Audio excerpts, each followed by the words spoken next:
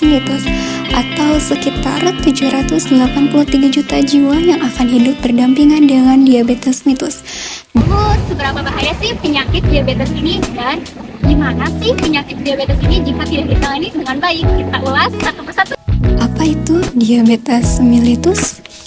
Diabetes mellitus atau yang kerap disebut dengan DM merupakan suatu penyakit kronis atau menahun yang serius sehingga mengakibatkan gangguan metabolisme pada tubuh yang ditandai dengan kadar gula darah yang melebihi batas normal.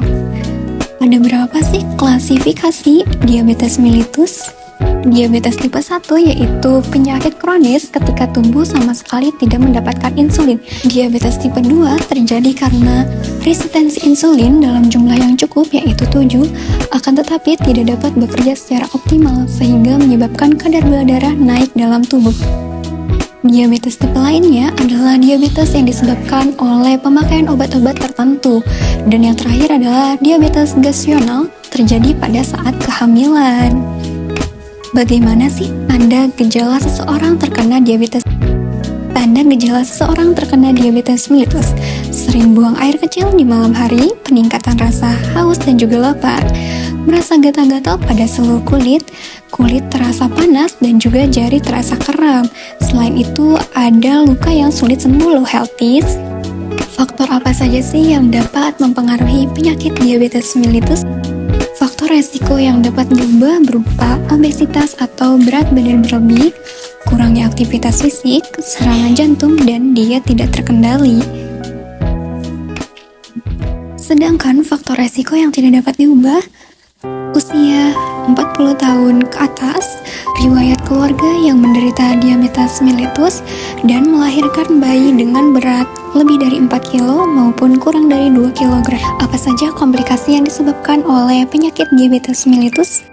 Komplikasi yang diakibatkan oleh penyakit diabetes mellitus adalah gagal ginjal, stroke, serangan jantung, renopatik atau pecahnya pembuluh darah pada retina, dan juga dapat menyebabkan Untuk mencegah terjadinya komplikasi pada penderita diabetes mellitus, kita memerlukan 4 pilar penata laksanaan yang diantaranya adalah edukasi. Edukasi merupakan pilar pertama dalam penata laksanaan diabetes mellitus yang bertujuan untuk memberikan pengetahuan berupa kesehatan maupun penyakit yang sedang dialami.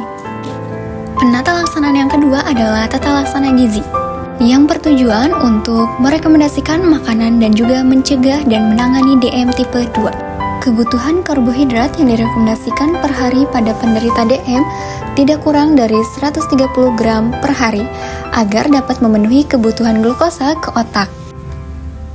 Jenis karbohidrat yang direkomendasikan adalah biji-bijian, sayur-sayuran, kacang-kacangan, susu. Asupan protein direkomendasikan tidak kurang dari 10-20% dari total asupan kalori. Kebutuhan protein direkomendasikan asupan protein tidak kurang dari 10-20% dari total kalori.